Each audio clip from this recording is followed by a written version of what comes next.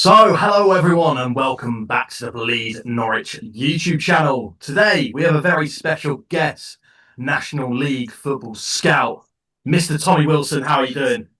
I'm good, mate. How are you? Yeah, very well, very well. As we've got a football scout on, obviously we're going to be talking all about recruitment and all about Norwich's excellent recruitment so far this summer. Tommy, you're a Norwich fan as well. What have you made so far of Norwich's summer window?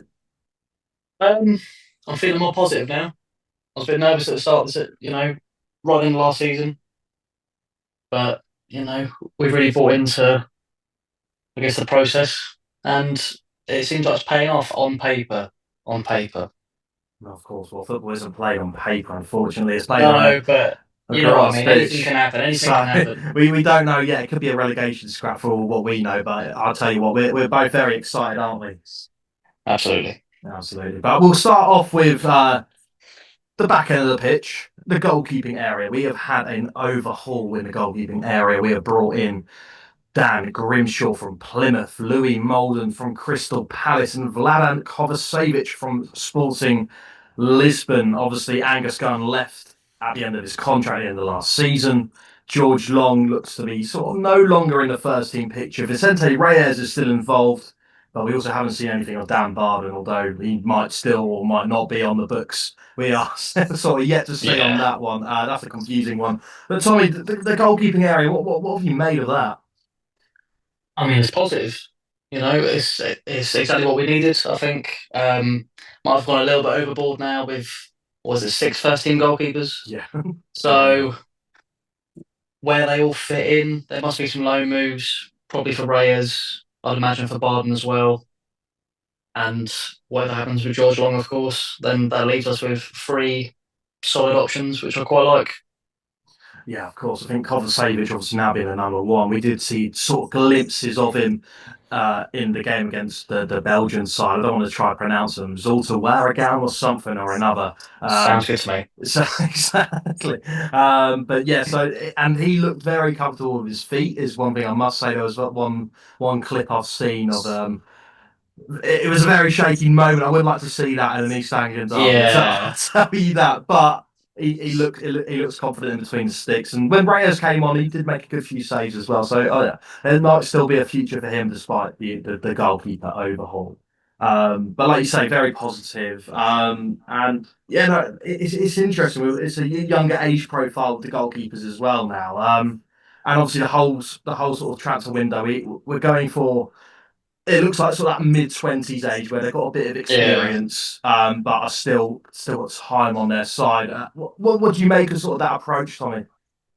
I mean, it sort of feels like a window where you're sort of trying to spend more money and, how to word it, you're sort of like having the players come in and they're sort of like heading into their prime.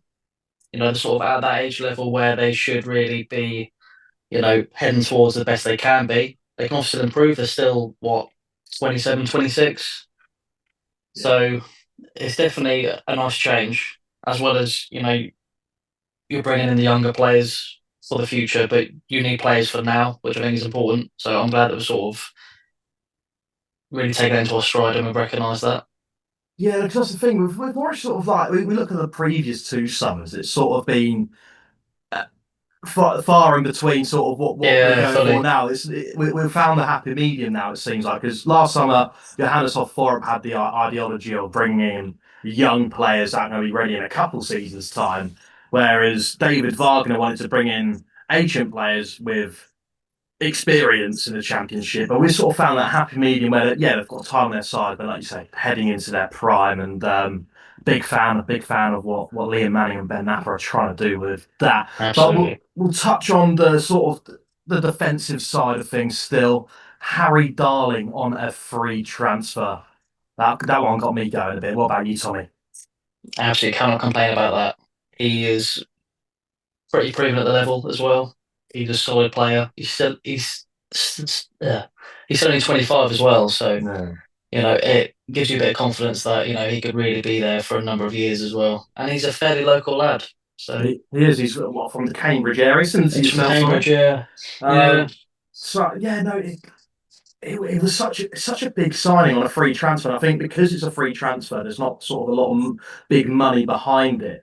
It's sort of kind of gone under the radar a bit because Yeah, he is one of the best championship centre backs. And last season he scored goals from from corners. He's an aerial threat. He's very good at playing out from the back, which is similar to the style of football that Liam Manning wants to play. And yeah, just everything about him is so impressive, and the fact that we managed to pick him up on a free is incredible, and also the pull that Norwich have at the minute. absolutely. When the Norwich come calling, you can't say no. And You another, answer. exactly, that's it. And another player that did answer the phone and did come flying over to Norwich was Jakov Medic, our big Croatian centre half. He looks like a unit. He probably is a unit. He is a unit. He is a unit. Um, he's scary, isn't he? He is, but you know, he's a big unit, but he's also very technical, which I like. And you don't just move to Ajax and not be able to play football in the sense of having the ability to play it from the back and you play under pressure. They don't just sign anyone. So I think it's a solid player to bring in. He'll definitely be good enough for the championship. I'll put money down on that. Um, he's going to be a real strong presence. No, that's it exactly. So it was the screamer that he scored as well. That went viral. I love that. But like you Yeah, say, like obviously it didn't work out for him at Ajax, but to be able to get that big move, he must have been good, and he must have been good. Like you say, Ajax, Dutch football, total football, playing out from the back is sort of the unwritten law of football in the Netherlands. So yeah, Medic definitely has quality, and he's similar to Kovacevic, is what I've mentioned on previous TikToks and YouTube videos. Both of them got their big moves respectively, but weren't able to sort of find that form that got them there. But they're now looking obviously at Norwich to regain it. yeah, I'm under the helm of Liam Manning and Ben Napper. I'm sure they can. But yeah, defensively, the centre back situation looks very positive, doesn't it? yeah, 100%. Again, there's another six options here, which just gives us a lot of versatility as well. Whether we do somehow go into more of a free back at some point in the season, or even just having, those players there for more rotation or for injuries, because, as we know, so many games a season, you're bound to get injuries, as we well and truly know with recent seasons, with Yeah. key players going out injured. So, again, smart acquisitions. Exactly, and that's another thing that you added there that I'm sort of really big fan of Norwich this season is the squad depth. It's obviously Mm, learning from last season's mistakes. We had a bit of a thinner squad, and we lost key players to injury, like you said, and it damaged us massively. And with having the squad depth and the quality in within the squad as well, it's not just sort of adding players for the sake of it. We know that Shane Duffy's an experienced player and he can be really good in his day. Brad Hills has proven across the EFL level. McConville is obviously a very high prospect that we brought in January, and Cordoba as well. We know that he can come good. So, like I said, so many options, and it's a very exciting time for Norwich City in the back line. Is it's going to cause Liam Manning a lot of beautiful headaches, I must say. But the big news this summer, the big signing that came to Norwich, another striker from Bromby. Now, where have we seen this one before? Matthias Kvistgaarden that's your from. pronunciation. I'm not going to try it yet. I'm not too confident. You're not too confident. I've been saying Kvistgaarden in my sleep for the last however many weeks we've signed him. Yeah, this is it's a statement signing, isn't it, Tommy? It is, and he looks like a talent. He's a bit of a smaller forward, which I don't think we've seen too often, really.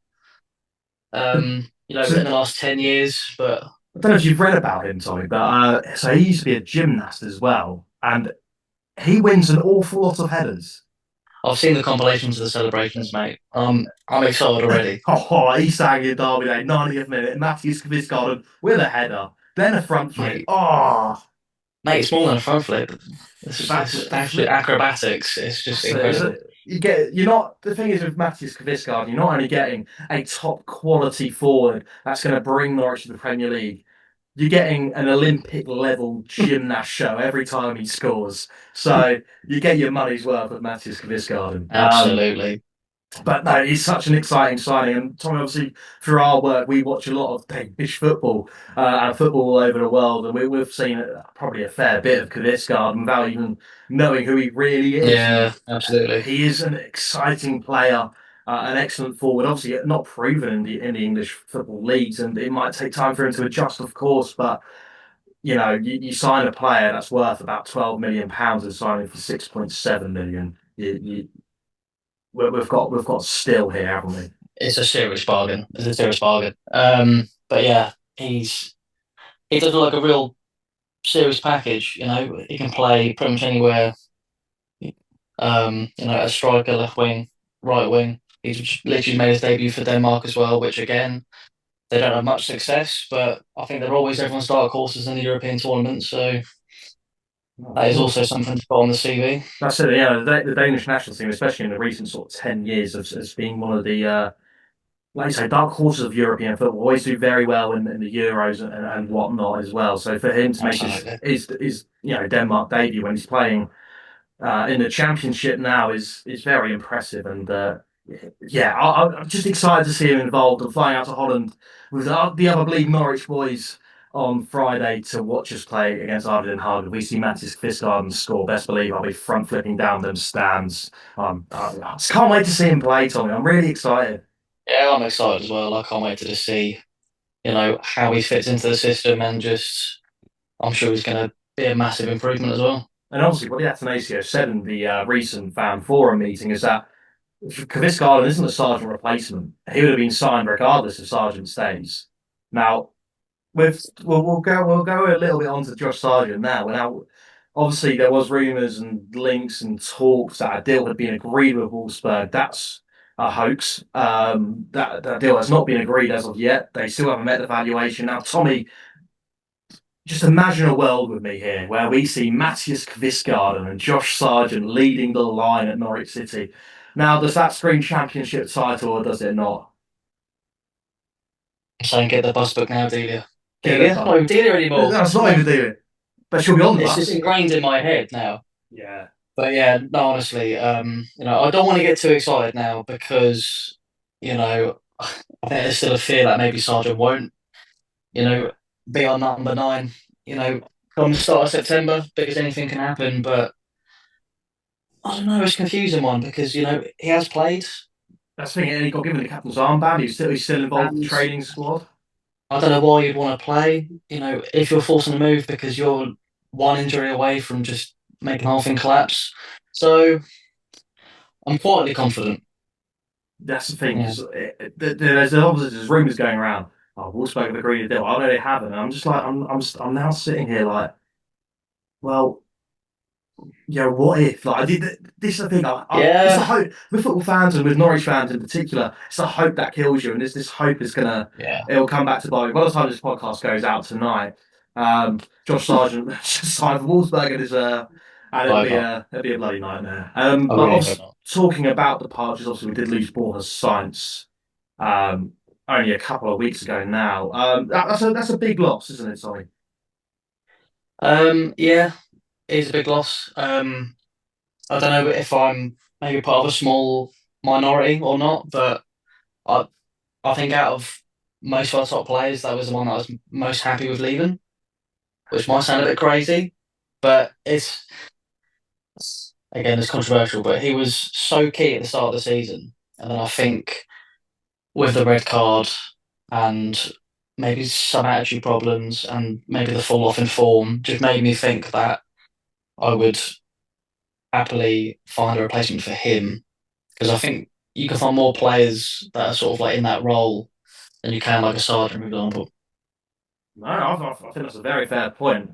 Yeah, I'm very much on the side that Ball has signed. Well, no, I think I agree with you in a lot of extent, but I think he will be so difficult to replace. And yeah, he was a top player. Obviously, we had that 3 month spell where he was unbelievable, and I think it came to yeah, the point that teams found out how to defend against Ball has signed. Stick two players on him, and found his attitude issues sort of an easy sort of way to rile him up, and obviously that's how the suspension came around. So yeah. there's obviously a top quality player in science. We have seen that, but there's also that obviously argument, like you say, the dip in form. Was he really unbelievable, or were the other teams just poor? But I think yeah, he was unbelievable. But yeah, I do see a point though. I think out of all of them, I think I can't. We all had an inkling that Sainz was going to leave if he didn't go up Yeah, because yeah. last year of his contract, he definitely wasn't going to sign a new one. He's done enough that season to earn a move away, and we got really good money for him. So yeah, not overly disappointed, but it is going to be a job for Norwich to replace. And now, as we go on to that, we have been given the green light. The here we go. The there we land. Pape or Papa Diallo, shall I say, is going to be a Norwich player within the next 48 hours. Paddy Davitt has given a no circus, the all green light that the talks are ongoing, and Norwich are confident and hopeful that that deal will be agreed in 48 hours. Tommy, we haven't seen a lot of Pape Diallo, Not much. but I'm just excited by the fact that we hijacked him from Watford. Yeah, he must Yes. be good. He must be good. Surely. But I just think that's just so brilliant and just funny. The fact that us and Watford, we finished both mid-table next to each other, and Yeah, the fact that deal was he had his medical done for Watford. They got better. I'm like, he had his medical done. The only thing that was stopping him joining at that point was the work permit and ESC slots. Norwich have come in yeah. hijacking this deal. They're sold in the project. He's now going to be a Norwich player within the next 48 hours potentially. That's huge, isn't it? Like, and also like just the sort of the pull again that Norwich have, and how sort of insight and like just incredible this project must be, and how we're selling it, and how exciting it is as Norwich fans. The fact that we're able to pull off big players from signing for other Championship clubs by selling them our project instead of going to theirs. Well, that's exactly it. It really is. Sort of like the statement of the summer of where we're signing these players from all these clubs, and I feel like most Norwich fans are going, "How are we signing someone from Sporting CP, from Ajax? How are we signing these players?" But it's because we have a real project going on, and they're clearly selling it to the players because they are all wanting to come here. And that's it. And we're getting top quality players. Obviously, Papa Diallo is a very good winger. From what I've seen of him, I've had to do my research. Very skillful, very tricky, a lot of flair. Can also be direct, very quick. Very similar to science in that aspect. Yeah, I'm just even more excited. And I know we're going to get another left winger in, and that's going to be a Premier League loan, and that's going to be looking like Lewis Kumas from Mm. Liverpool. Spent last season on loan at Stoke, was vaguely impressive, but yeah, that deal was still very far yet from even starting. But that was the rumours over there. But yeah, so two left wingers coming in potentially. That's just adding to the squad is just exciting. It's it's just more depth as well, which is exactly what we need. We lost a lot of wingers as well, obviously with Hernandez leaving as well, and obviously Science. So Oh yeah, we yeah. have to be, yeah, we've got to add in that area. And another area that Norwich are looking to add in is the defensive midfield slot. Pelle Matson is the name thrown around from Silkeborg in Denmark again. We love Denmark, don't we, as Norwich? We do, but it's such a good market. It It is. really is. The quality of football over there is really good as well. Um, and Pelle Matson is an excellent defensive midfielder from what I've seen of him. The deal could be done for less than €3 million, which is a bit of a steal. Norwich are Yeah, hopeful to get it done, but it is taking its time. And if that deal does fall through, there is already a backup in place of who we want to sign, and that is Topic from Famalicão in the yeah. Portuguese league. Again, I haven't really seen anything of him, but he's Serbian and he's 6'3". I was going to say he's an absolute unit, which I think is again something that we haven't really had for a while in that role. Haven't had like the physicality. I feel. Yeah, I don't know if you agree with me, but I feel like maybe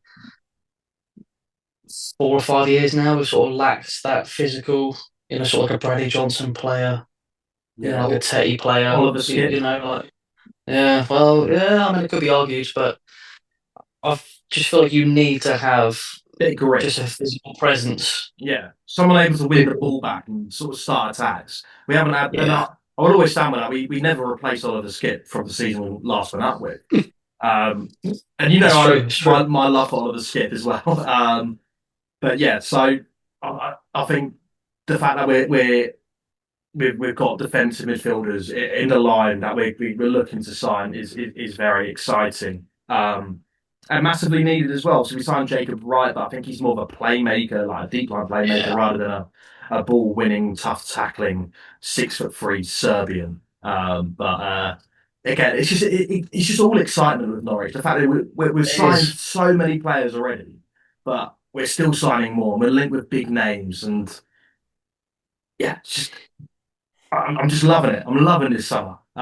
It's a lot to keep up with, though. I don't know about Yeah, you, Tommy. I think obviously we both work the same job pretty much, and we're working sort of non-stop, and then constantly seeing news about Norwich players is it's always tough to keep up with, isn't it? it is. I mean, there's something new every day at this point, and there's so many different names that are thrown around, and there's quite a lot of names that are pretty unknown as well. So, you don't have to go out, and just look at this player, and then next thing you know, it's not even that player anymore, someone new. But it's just trying to keep on track of it all is, yeah, it's sort of like a second job in itself. No, that's it. That's what it feels like at the minute. But then we'll touch on to the last bit of sort of the recruitment that we're looking at is potentially a new left back. Obviously, we have Christene Mahovo. Christene is back playing, which is good, back from his injury. Mahovo is still rehabilitating, which is a bit of a shame because when he broke through into the first team at the start of the year, he was so impressive, wasn't he, Tommy? Yeah, he was. He was looking really strong. And again, he's a big physical presence. He's sort of like a Mitchell Dykes there, I say. Yeah, both him and Christene, they're Um, both stocky big fellas, aren't they, for left yeah, backs? yeah. But both Which like is getting forward. yeah. Well, again, that's it's exactly what we need, and we can't be in a position again where we haven't got enough cover and Hmm. we're shoehorning players in. Like we need to make sure that we are ready from the start of the season to just smash it all out, which I think is exactly how it's looking right now. That's it. I think we're hoping to get all the business done by the start of the season, and it's progressing nicely. Obviously, the name in left back that was thrown around not too long ago was Charlie Taylor. Um, we spoke on the phone before this podcast, and and you were telling me that you're not a big fan of this side of the idea of Charlie Taylor joining Norwich, whereas me, I was buzzing about it. I was Yeah. gonna, why not? Um, yeah, so I can sort of understand, you know, from like an experience point of view. I just don't think he's physical enough. Okay. But again, is this years of foot manager telling me that there's a player in their thirties and you have to sell them? Maybe, but he could be in his prime right now and he could be excellent. So I'm ready to eat my words, of course. I think from my sort of standpoint of view I think Roselli and Mahova will be sort of the two that will be our left backs going forward. But I think like with the injuries that they've had and still coming Yeah, back from it, I'll I would like you said just having the cover there. I think Charlie Taylor would be an excellent choice. You know, he is 31 years old, but he's experienced in the championship and at the top level of the championship as well. And the fact that Mahovo and Christian can also learn off him as well, I think it could be vital to yeah, their development. And I think Charlie Taylor he could be a really good choice. But like you say, the physicality on Charlie Taylor's side does lack. He's a very attacking fullback. Um, and well, just touching on the left back situation, I watching the game against the Belgian side, Zulta Warregem or whatever they're called. I'm so sorry if there's any Zulta Warregem nailed it. fans in the comments. Um, but Cordoba played left back in that game, um, and I really liked it. He was really good, and I mean, what was the aspects, that you liked the most about it him being there in that role? it was it was the way how we sort of set up. So we had Stacey at the right back position. So when we were in possession, it was more a back three with Cordoba sitting as a left wing back. But when it did come into sort of the four back, Cordoba was very commanding. He was able to win the ball back. There was one moment where he won the ball back, took this beautiful touch to take two players out of the game, played an awful pass to Mundell Smith, but we'll leave that bit out. But Yeah, Jose again. I think. But it was that kind of just I kind of thought like okay, I actually wouldn't mind him playing there as an option, not as the first choice left back, but I think it is sort of the way how we're set up in possession is like the free back. It kind of does make Yeah, sense a little bit. yeah. I don't know if I'm reading too much into that and just bit having worked as a football analyst for a year now, and I'm just too much into formations in possession, out of possession, Well, turnovers, and all sorts. maybe that could be his calling. No, That could be, where he thrives in that role. So that's it. who Shane Duffy knows? might become our second striker. We never know. We never know. Anything can happen in football, mate. And the way how this Anything can happen trans when you're 1-0 down in the 90th minute. Anything can happen. he certainly is our striker then. But yeah, Tommy, early predictions for the season as we're coming to the end of this podcast now. Where do you think we will finish? I fancy playoffs.